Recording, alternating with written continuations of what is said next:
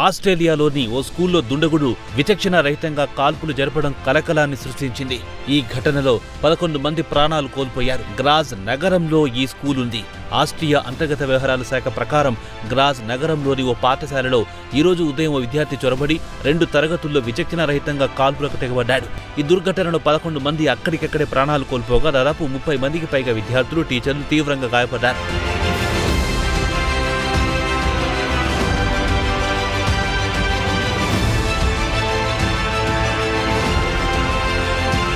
ఇక కాల్పులకు తెగబడిన విద్యార్థిని ఆపడానికి ప్రయత్నించిన మహిళా ఉపాధ్యాయురాలిపై అతడు పలుమార్లు కాల్పులు జరపడంతో ఆమె తీవ్రంగా గాయపడింది. అయితే కాల్పులు జరిపిన తర్వాత ఆ విద్యార్థి తనను తాను కాల్చుకున్నాడు. అతడి మృతదేహం బాత్రూంలో దొరికినట్టు పోలీసులు వెల్లడించారు. ఆస్ట్రేలియాలో 2వ అతిపెద్ద నగరం గ్రాజ్. దేశ రాజధాని వియన్నాకు 200 కిలోమీటర్ల దూరంలో ఉంది ఈ నగరం. ఇక్కడ జనాభా సుమారు 3 లక్షలు.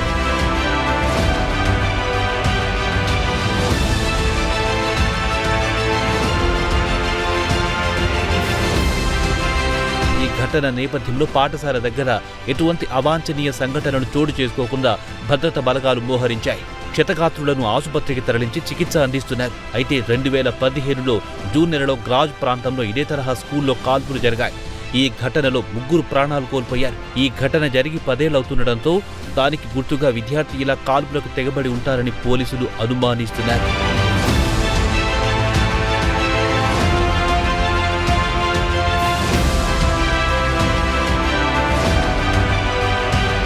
అయితే పాశ్చాత్య దేశాల్లో ఇలా పాఠశాలలో విద్యార్థులు, టీచర్లు లేకపోతే గుర్తు తెలియని దుండగులు కాల్పులకు తెగబడి అమాయక విద్యార్థుల ప్రాణాలు తీయడం సర్వసాధారణం. గతేడాది డిసెంబర్లో అమెరికాలోని విస్కాన్సిన్ మాడిసన్లో స్కూల్లో 12వ తరగతి చదువుతున్న విద్యార్థిని కాల్పులకు తెగబడగా 5